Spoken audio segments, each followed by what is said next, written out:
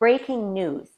After sending millions of taxpayer dollars outside of Canada and then telling Canadians that we need to sacrifice more, the Carney Liberal government will table their first budget tomorrow. And here's a sneak peek.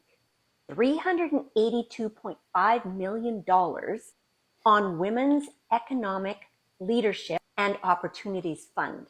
$54.6 million on Pride Security. $232 million on gender-based violence. I think we have laws for that, whether male or female, you get locked up. $5 billion for the Strategic Response Fund. $13 billion for Building Canada Homes. Okay. Which is usually like private contractors. I don't know if taxpayer dollars usually goes into that. $660.5 million for gender equity and gender-based violence protection. Here's a fun fact. Canada pays $1 billion in debt interest charges per week. That's crazy. That's $1 billion a week. Excuse me for a few minutes while I... Yikes. Welcome back to the channel, family. Thank you guys for being here. I appreciate every one of you. If you're new here, consider subscribing to the channel and hitting that like button. It really goes a long way to help the channel. So if you don't know this lady, she's the one that played in one really funny clip that I shared earlier about like a police chief that was essentially advising Canadians to just, walk on criminals in, and put up no resistance for their own safety, of course, and coming from a police chief. So this is that same lady here. She's back again with yet another banger. And I couldn't agree with her more that this is alarming. But I want to hear from you guys down in the comments below. What do you have to say about this budget? I mean, there's some good parts about it. We can't lie, right?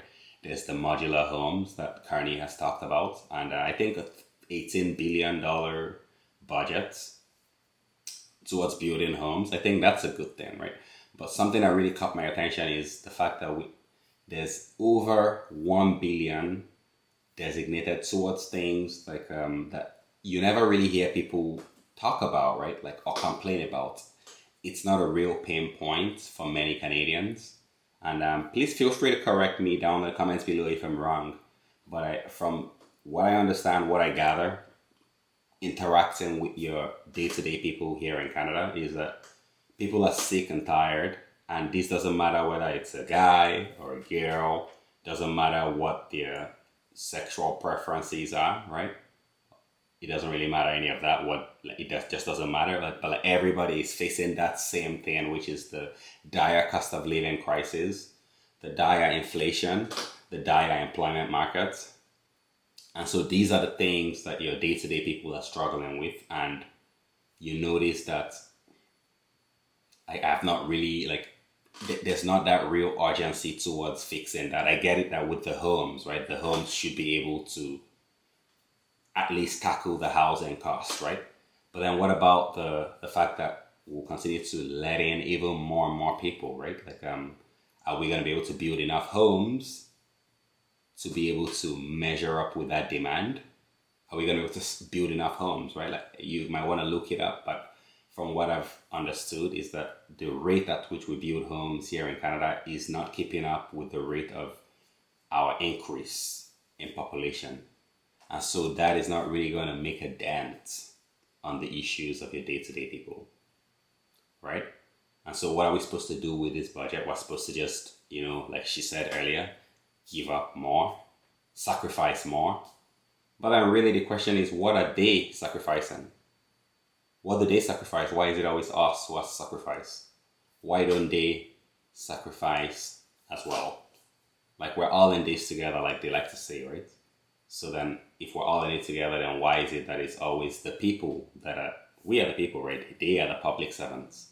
So since when is it that the public servants, they don't get to sacrifice anything, but then we, the ones being served, we are the ones that have to sacrifice? You see it in the US as well with the government shutdown, right? And what do you have there? They shut down the government, and as a result of which, the people who had nothing to do with said government shutdown, they are now left. Like a lot of them that worked for the government, they've been furloughed. They're no longer getting paid because of this government shutdown. Now EBT cards are being slashed from people who really need it, right? There was a girl in the comment section of one of my other videos that is a pure example of someone who really needs this government assistance and they're not able to access it anymore. But meanwhile, the shocking part is that these policymakers that have led to this government shutdown, they continue to get paid. So what are they giving up in that instance? And since when is it that the captain of a ship uses the people aboard his ship as his safety, as his life jacket?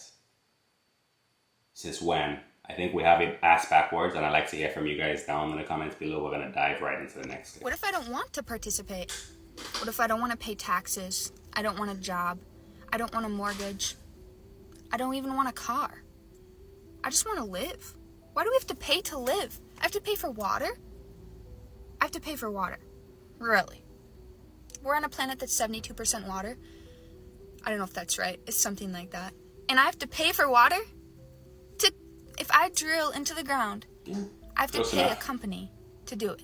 Like, why don't we just... I don't know. It just is stupid. The way we're doing things is not very smart. And I know, like, we're advanced civilization. We're doing better than we used to. But are we? Are we? How many people are happy?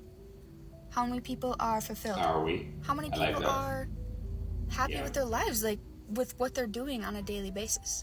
Not many. I think we did it wrong. I think we went the wrong way. Maybe our technology advanced, but so too. Overall happiness, so overall fulfillment has gone down. We went wrong somewhere. We went wrong. Yep. Preach, sister. Preach. So I completely agree with her. I think a lot of people, we're not really feeling that fulfilled anymore in our lives. And I think it's because we're living against our nature. Right? Human beings were communal by nature. We're supposed to like have families, build with our families, and that is when we're truly the happiest. Right? But a lot of people are not able to access that anymore because the cost to even settle down is through the roof. They've also made it that a lot of people are even de-incentivized from getting married, right? Because they have all these marriage laws, right? Which just makes it a pain in the ass. Like if you're trying to dissolve a marriage, God forbid a marriage gets to that. Marriages should never get to that. But then they've essentially made it that nobody even wants to take that risk anymore because, oh my gosh, like you could lose everything, right? If it goes wrong, you could end up losing everything. And who are the ones that make all these policies that make marriage to become just very transactional? You guessed it right. It's the people that we've elected in. They've just turned something that is beautiful. And then now a lot of people are just living their lives trying to avoid each other because they're afraid of each other, right? Nobody wants to get divorced and then like raked over, right? Nobody wants that. So a lot of people now, younger guys, younger girls, they're trying to stay by themselves, right?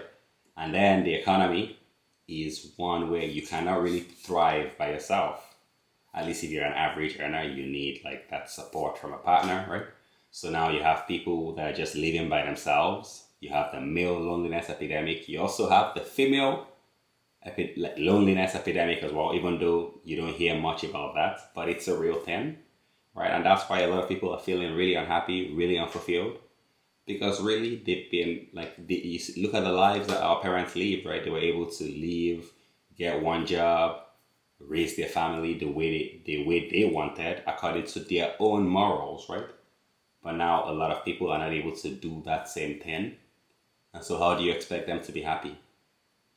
And that's why in a world where we have increasing technology, we have an abundance of things, yet there's no abundance or shortage of unhappy people, right? So just make it make sense, guys. We have so much at our disposal, so much technology at our disposal, but for some reason, we're not able to use it to make our lives easier here on Earth. So it doesn't make any sense to me. I want to hear from you guys down in the comments below. As usual, I'm going to be linking the links to these wonderful creators down in the description for this video. Be sure to go check them out. Give them a like as well. Show them some love. Show them some support. Also, consider showing your boy LesVybez some love, some support as well. Smash that like. smash that subscribe. And until next time, peace.